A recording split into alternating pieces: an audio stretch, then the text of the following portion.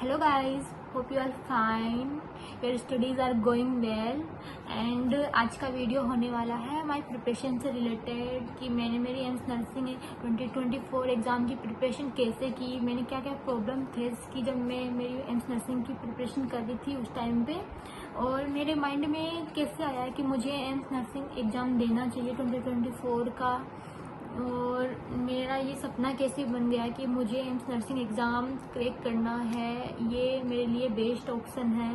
ये सब मेरे दिमाग में कैसे आया, ये सब आज मैं आपको इस वीडियो में बताने वाली हूँ।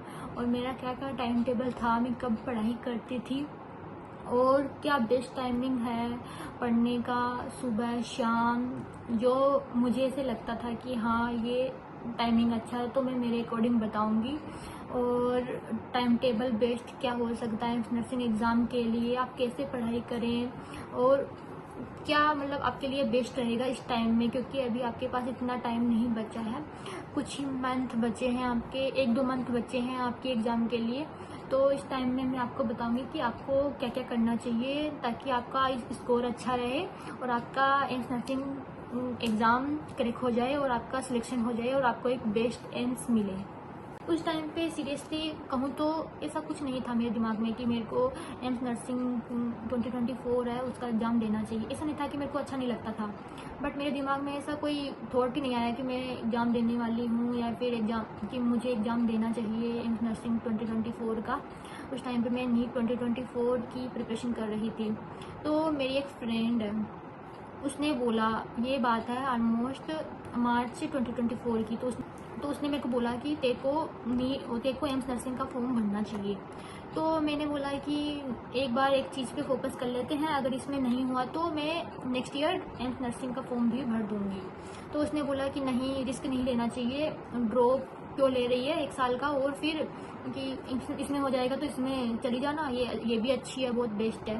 उस टाइम पे मैं इसको इतना जानती भी नहीं थी एम्स नर्सिंग को, तो फिर मैंने बोला कि एक बार एक चीज़ पे फोकस करना चाहिए। लेकिन बाद में उसने बोला कि एक बार फॉर्म फिल करके तो देख, नीट में होगा तो अच्छी बात है, अगर नहीं हुआ तो एम्स नर्सिंग का तो तेरे पास सेकंड ऑप्शन है ही कि उसमें हो जाएगा तेरा 100%। तो फिर मैंने सोचा कि चलो फॉर्म ही तो फिल करना है, फिल कर देते हैं, और इतनी तो अपनी प्रिपरेशन है कि हाँ एम्स नर्सिंग का एग्ज़ाम दे देंगे, जो ऑलमोस्ट नीट के 1 मंथ बाद ही था। मैंने सोचा कि चलो फॉर्म फिल कर देते हैं, नीट में नहीं हुआ तो अपने पास सेकंड ऑप्शन रहेगा एम्स नर्सिंग का, मतलब अपना 1 साल का ड्रॉप भी, अपना 1 साल का ब्रेक नहीं लगेगा, किसी न किसी जगह अपन सेटल हो जाएंगे, ऐसे था। फिर मेरे नीट के एग्ज़ाम होने के बाद जो 5 मई को थी, उसके बाद में मेरे पास ऑलमोस्ट 1 मंथ था, क्योंकि 8 और 9 जून को 2 दिन एम्स नर्सिंग की एग्ज़ाम थी, मेरी 9 जून को थी। तो उस टाइम पे मेरे पास ऑलमोस्ट 1 मंथ था प्रिपरेशन करने के लिए।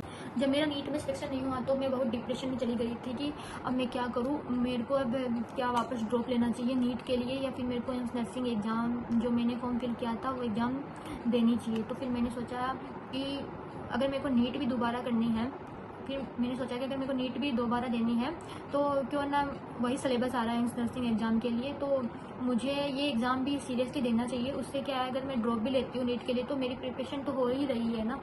तो फिर मैंने एक टाइम टेबल बनाया कि मैंने सोचा कि ये जो मेरे पास 1 मंथ है उसको मैं पूरा यूटिलाइज़ करूँगी ताकि मेरा जो एम्स नर्सिंग का एग्ज़ाम है बहुत अच्छे से हो, इसमें मेरा सिलेक्शन हो जाए।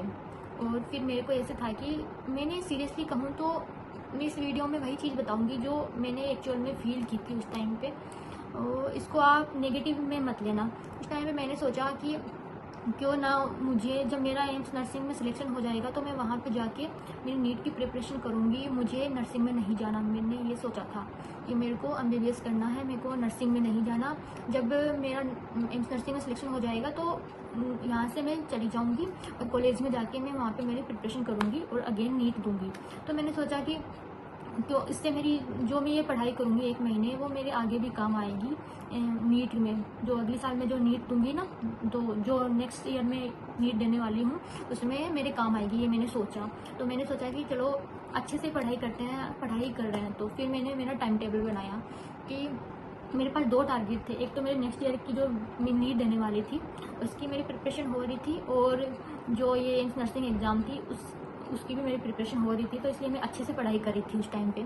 तो मैंने फोकस तो ओनली एम्स नर्सिंग एग्ज़ाम पे किया था मैं ज़्यादा, क्योंकि एग्ज़ाम आने वाली थी और जो नेक्स्ट ईयर की जो नीट थी वो एक सेकेंड ऑप्शन था मेरे पास। मैंने सोचा कि जब मेरा सिलेक्शन हो जाएगा एम्स नर्सिंग में, वहाँ पर जाके मैं और एक्स्ट्रा पढ़ाई कर लूँगी। बट उस टाइम पर मैं उतना ही पढ़ रही थी जो एम्स नर्सिंग के लिए सफिशिएंट था। तो मैंने अपना टारगेट बनाया कि मैं 4 बजे, सुबह 4 बजे से लेके ऑलमोस्ट 5-6 सुबह 4 बजे से लेके 7 या 8 बजे तक मैं पढ़ूँगी, केमिस्ट्री पढ़ूँगी। सुबह मेरा टारगेट था कि मैं 4 से 7 या 8 बजे तक केमिस्ट्री पढ़ूँगी। फिर मैं बीच में आधा घंटे का ब्रेक लेती थी, आधा 1 घंटे का ब्रेक लेती थी। उसके बाद में मैं पढ़ती थी, फिजिक्स पढ़ती थी, जैसे 9 से लेके 12 या 12:30 बजे तक पढ़ती थी, फिजिक्स पढ़ती थी। मैं नहाती थी दोपहर के अंदर, क्योंकि मेरा ऐसा था कि जब भी मैं नहाती थी ना तो मेरे को नींद आती थी। तो मैं मेरी मम्मी को बोलती थी कि मेरे को नहाना है दोपहर के अंदर। फिर दोपहर के अंदर जैसे 12 या फिर 11:30 बजे मैं पढ़ाई छोड़ देती थी। उस टाइम पे मैं नहाती थी, फिर नहा के खाना खाती थी, फिर थोड़ी देर रेस्ट करती थी 1 घंटे का। उसके बाद में मैं जब दोपहर का जो टाइम होता है उठने के बाद में, तो वो फ्रेश लगता है। उस टाइम पे अपन को थोड़ा सो लेते हैं अपन तो फ्रेश हो जाते हैं। उस टाइम पे मैं बायो पढ़ती थी, जो मतलब इजीली याद हो जाती थी, और जो रटने वाली चीज़ें हैं वो फ्रेश माइंड से पढ़नी चाहिए अपन को मैक्सिमम। तो मैं उस टाइम पे बायो पढ़ती थी।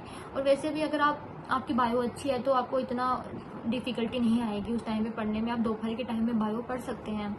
फिर शाम के टाइम में मैं वापस फिजिक्स पढ़ती थी, ऐसा करती थी, क्योंकि शाम के टाइम में मेरे को वो फ्रेश माइंड रहता था एकदम। शाम का टाइम सबको अच्छा लगता है, तो उस टाइम पे मैं फिजिक्स पढ़ती थी। फिर थोड़ी केमिस्ट्री जो मैंने सुबह पढ़ी है उसका थोड़ा बहुत रिवाइज या उसके क्वेश्चन वगैरह जो रहता है वो मैं थोड़े रात में जैसे 7-8 के आसपास लगाती थी, ताकि मतलब उस टाइम पे अपन को जो क्वेश्चन रहते हैं उनकी प्रैक्टिस भी हो जाए। और अपन थोड़े बोर होते हैं, जैसे पूरे दिन पढ़ते हैं तो फिर थक जाते हैं ना, तो उस टाइम पे क्वेश्चन करेंगे तो अपन को थोड़ा मोटिवेशन भी मिलेगा और अपन बोर भी नहीं होंगे उस टाइम पे।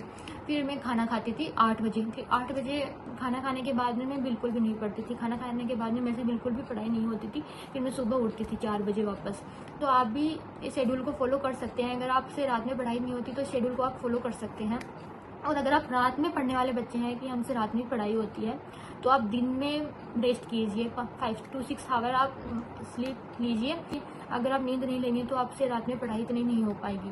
और अगर आप रात में पढ़ते हैं तो आप हो सके तो ये कीजिए कि आप क्वेश्चन सुबह लगाइए, या फिर रात में जैसे पढ़ाई के बीच में आप अपना आधा घंटा निकाल लिया, जिस टाइम पे आपको नींद आती है तो उस टाइम पे आप क्वेश्चन लगा सकते हैं, फिजिक्स सॉल्व कर सकते हैं। अगर आपकी फिजिक्स फेवरेट है तो आप फिजिक्स सॉल्व कर सकते हैं।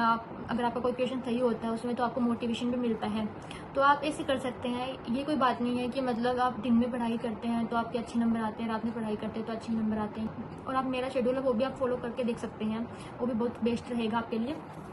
और प्लीज़ आप इस टाइम पे एक चीज़ फॉलो कीजिए, अभी आपके पास टाइम है तो और प्लीज़ आप मेरी एक चीज़ फॉलो कीजिए, अभी आपके पास टाइम है तो मिनिमम आप 10 घंटे पढ़ाई कीजिए। जैसे मैंने आपको बोला कि आपको 6 से 7 दिन के अंदर बायो कंप्लीट करनी है। एक बार पूरे सिलेबस को आपको रिवाइज़ करना है।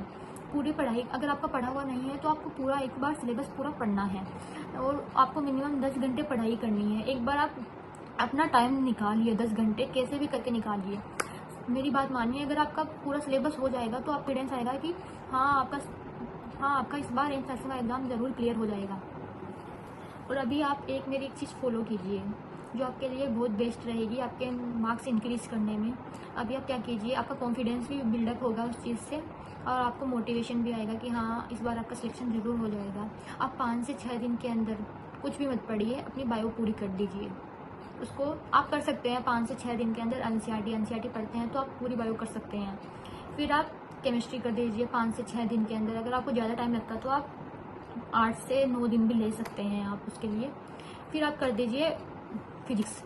तो आप एक बार इनको पूरा कर दोगे तो आपको ये होगा कि हाँ आपका सिलेबस एक बार पूरा हो चुका है। फिर आप ऐसे कीजिए कि एक दिन आपने बायो पढ़ी, फिर एक दिन आपने पूरे दिन केमिस्ट्री पढ़ी, 2-2 टॉपिक कीजिए। फिर एक दिन आपने वो पढ़ी, फिजिक्स पढ़ी। आपको ऑलरेडी आपका सिलेबस हो चुका है तो आप पढ़ोगे तो ये वो आपको याद होते रहेगा कि हाँ। फिर आप तीनों एक दिन में कीजिए, जैसे थोड़े घंटे बायो पढ़ी, फिर थोड़े घंटे फिजिक्स पढ़ी, फिर थोड़े घंटे केमिस्ट्री पढ़ी, ऐसे कीजिए आप। और मेरी बात मानिए, एक बार आप सिलेबस पूरा कर दीजिए और आपको इससे कॉन्फिडेंस भी आएगा कि हाँ आपका 100% सिलेक्शन हो जाएगा इस बार। तो मैंने 3 दिन के अंदर बायो कंप्लीट की थी और 4 दिन में मैंने केमिस्ट्री और फिजिक्स कंप्लीट की थी, क्योंकि मेरे पास मैंने शॉर्ट नोट्स बना लिए थे। जब स्टार्ट में मैंने पढ़ाई की थी ना, तो मेरे को इतनी डिफ़िकल्टी नहीं हुई। बायो तो मैंने एनसीईआरटी से पढ़ी थी। आप अगर चाहो तो आप पूरी एनसीईआरटी पढ़ते हो ओनली, तो आप 3 दिन के अंदर पूरा बायो का सिलेबस कर सकते हैं, 11th और 12th का। मैंने 3 दिन के अंदर किया था। अगर आपको टाइम लगता है तो अभी आपके पास टाइम है तो आप 5 से 6 दिन या फिर 6 से 7 दिन आप बायो को दे सकते हैं। आप यकीन भी नहीं करोगे कि उस टाइम पे जब मैं एग्ज़ाम देने गई थी तो सेंटर में मेरे को पता चला कि मैंने मेरी मम्मी से बोला कि मम्मी यहाँ पे तो बस लड़कियाँ ही लड़कियाँ हैं, सारी लड़के कोई नहीं है, क्योंकि मेरे को बस लड़कियाँ ही लड़कियाँ दिख रही थी, वहाँ पे कोई भी लड़का नहीं था। मेरे भाई ने बोला कि इस एग्ज़ाम में ओनली लड़कियां ही अपीयर होती है, लड़के अपीयर नहीं होते, लड़के इस एग्ज़ाम को नहीं दे सकते। तो आप यकीन नहीं करोगे, मेरे को ये भी पता नहीं था कि ओनली लड़कियां ही इस एग्ज़ाम को दे सकती है, लड़के इस एग्ज़ाम को नहीं दे सकते। फिर मैं एग्ज़ाम देने गई। हमारा टाइमिंग था 2 to 4, बट हमें पेपर मिला 2:15 पे। 15 मिनट हमें लेट पेपर मिला था।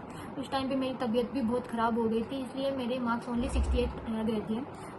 बट उस पेपर के अंदर मेरे को सब कुछ आता था और मेरी तबीयत इतनी ख़राब हो गई थी कि मैं उस पेपर में कुछ लिख भी नहीं पा रही थी। और मैंने जैसे तैसे पेपर को दिया। जो 8 जून को पेपर हुआ था वो पेपर इजी आया था, क्योंकि मैंने उसको सोल्व करके देखा था, तो मेरे को उसमें सारे क्वेश्चन आते थे।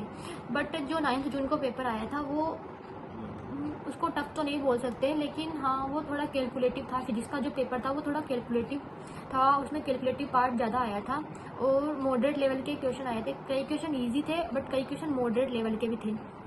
केमिस्ट्री के अंदर ओल्ड एनसीईआरटी से भी क्वेश्चन आए थे, जो टॉपिक हट चुके हैं, जैसे सॉलिड स्टेट वगैरह। ये टॉपिक एम्स नर्सिंग एग्जाम में आते हैं। नीट में एनटीए ने ये टॉपिक हटा दिए हैं, बट एम्स नर्सिंग एग्जाम में जो डिलीटेड टॉपिक्स है वो आते हैं, क्योंकि यहाँ इस एग्जाम में कहीं भी मेंशन नहीं किया गया है कि जो डिलीटेड टॉपिक है वो नहीं आते हैं। और ऑर्गेनिक केमिस्ट्री में रिएजेंट्स के नेम वगैरह आ सकते हैं, रिएक्शन आ सकती है, मेनली नेम रिएक्शन ही आती है। और फिजिकल केमिस्ट्री में भी क्वेश्चन आए थे, जैसे केमिकल इक्विलिब्रियम वगैरह, यहाँ से क्वेश्चन आए थे। और हमारा रिजल्ट आया था रात को 10 बजे। तो मेरे भाई ने मेरे को बोला सीधा आके कि हाँ तेरे रोल नंबर बता। तो मैंने मेरे रोल नंबर बताए थे और फिर मेरी रैंक आई थी 12/27। तो मैंने ये सोचा था कि हाँ आई थिंक मेरा सिलेक्शन हो जाएगा इस बार।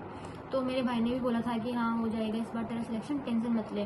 फिर हमारी काउंसलिंग स्टार्ट हुई थी। ऑलमोस्ट 10 से 20 दिन के ऑलमोस्ट हमारी काउंसलिंग स्टार्ट हुई थी रिजल्ट के। और मेरे को याद है कि 5 जुलाई को हमारी चॉइस फिलिंग हुई थी और उसका रिजल्ट आया था 12 जुलाई को। 12 जुलाई को हमारा चॉइस फिलिंग का रिजल्ट आया था, जिसमें मेरे को एम्स नागपुर अलॉट हुआ था। और आप यकीन नहीं करोगे, एम्स नागपुर मेरी फर्स्ट चॉइस थी, क्योंकि मेरे को एम्स नागपुर इसलिए लेनी थी क्योंकि मेरे को ये लगा था कि हाँ यहाँ पे जाके मैं नीट की तैयारी करूँगी और मेरे को सिंगल रूम अवेलेबल होगा, क्योंकि एम्स नागपुर में ओनली सिंगल रूम प्रोवाइड करवाया जाता है। तो मेरे को लगा कि हाँ मेरे को सिंगल सेपरेट रूम मिलेगा तो मैं उसमें जाके मेरी पढ़ाई कर सकती हूँ। बट यहाँ पे आने के बाद में मेरे को ऐसा लगा कि मेरे को नीट की तैयारी नहीं करनी है, ये मेरे लिए एक बेस्ट ऑप्शन है। और इस टाइम पे आप बिल्कुल भी डीमोटिवेट मत होना कि दीदी मेरे पास बस इतने ही दिन बचे हैं, तो मैं क्या अभी से पढ़ाई स्टार्ट करूँगी तो मेरा सिलेक्शन हो जाएगा। प्लीज़ इस वीडियो में मैंने यही बताया कि अगर आप 1 मंथ भी ढंग से पढ़ाई करते हैं तो आपका सिलेक्शन पक्का है।